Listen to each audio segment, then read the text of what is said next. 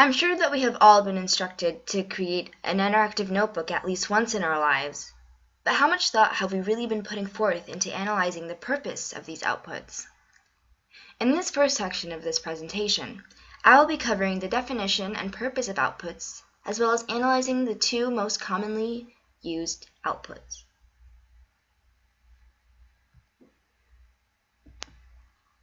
So what is an output? An output is an application of knowledge acquired from class notes, handouts, and homework. So an output essentially allows you to synthesize the information given by the input and create it in a visually appealing way. And this is the purpose of an output. By creating an output, you are synthesizing the information and displaying your knowledge in a creative manner. In addition, an output serves to show connections between multiple topics and relationships in a variety of ways that I will be discussing later on in this presentation. So now that we have covered the purpose and definition of an output, what are some common outputs? 5 of the most commonly used outputs are mind maps, perspective illustrations, Venn diagrams, metaphorical representations, and annotated mosaics. I will be covering mind maps and perspective illustrations. So mind maps serve the purpose of connecting major ideas to essential concepts in a visual diagram, as expressed in this way.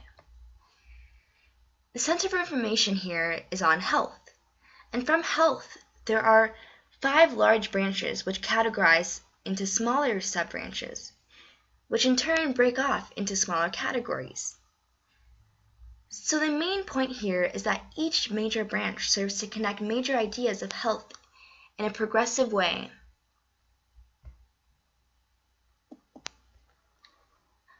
The next form of an output is a perspective illustration. The purpose of this illustration is to show multiple perspectives using illustrations. So for example, a perspective illustration could ask you to draw a picture of how the British and colonists view the Boston Massacre.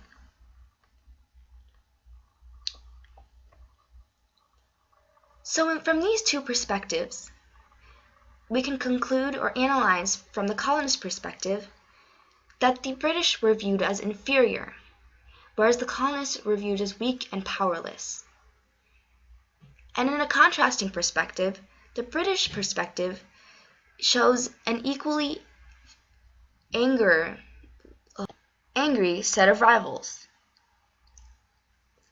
And so the difference between the colonist perspective and the British perspective is that in the colonist perspective, there is a sense of predator versus prey, whereas in the British perspective, there is a mutual feeling of anger and harm.